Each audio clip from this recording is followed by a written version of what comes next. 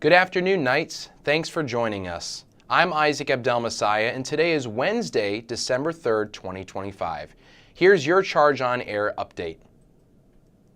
U.S. Defense Secretary Pete Hegseth is facing heavy criticism and scrutiny after a follow-up U.S. strike in September on a suspected drug smuggling boat in the Caribbean. The initial strike targeted the boat, and the second strike killed 2 survivors clinging to the wreckage. Hegseth said he watched the first strike live, but left before the second, invoking the fog of war. Critics and legal experts warned the second strike could violate international war laws. Now, Congress is demanding answers. The U.S. Food and Drug Administration has enhanced a recall over shredded cheese that Publix, Aldi, Walmart, and Target all sell. They have recalled a list of cheeses made by Great Lakes Cheese Company Incorporated. 31 states, including Florida as well as Puerto Rico, are affected by the recall.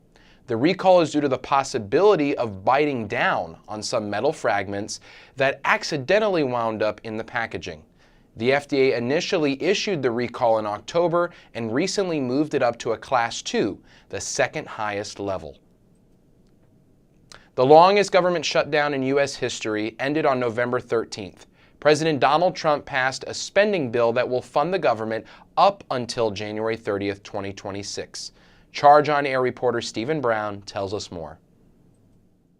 The longest government shutdown in American history finally came to an end last month. The government was closed for 43 days, the most since President Trump's previous term. The Bipartisan Policy Center's website says over 700,000 federal workers continued work without pay. Dr. Aubrey Jewett is a professor of political science here at UCF. He says there is a large amount of federal workers in Florida that are now being paid during a crucial time for families.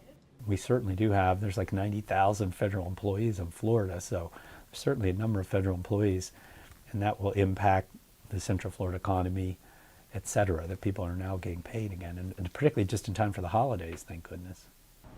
The impacts of the government shutdown can be felt by some students here on UCF's campus. Congress has until January 30th to pass another spending bill to keep the government running beyond that point. While it remains open for now, one student in particular is still feeling the lasting effects from the government shutdown. Antonio Garcia Martinez is a freshman at UCF. His father is a federal worker, and Garcia Martinez says he still hasn't been paid, which is concerning since the shutdown could happen again. There is that anticipation that it's going to end up happening again. I am kind of relieved.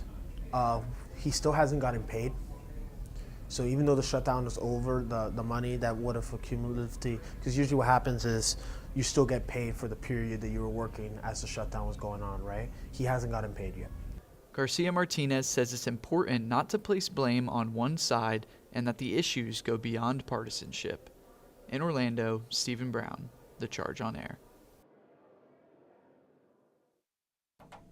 For more information on the now ended shutdown and its effects, you can visit whitehouse.gov. Now let's take a look at today's weather forecast. Today's high is 75 degrees with mostly cloudy skies and a 0% chance of rain. Tonight, the low is a brisk 57 degrees with a 0% chance of rain, so you may want to sip on a fresh cup of joe to stay warm. Tomorrow's high is 77 degrees with a partly sunny sky and a 0% chance of rain, a tad cooler than previous days, so you might want to put on a sweater after you leave home. That's all the time we have for now. Make sure to keep up with all that's happening throughout the week by following us on Instagram at The Charge News. And check back here tomorrow for another news update. I'm Isaac Abdelmessih. Thanks for watching and have a great day.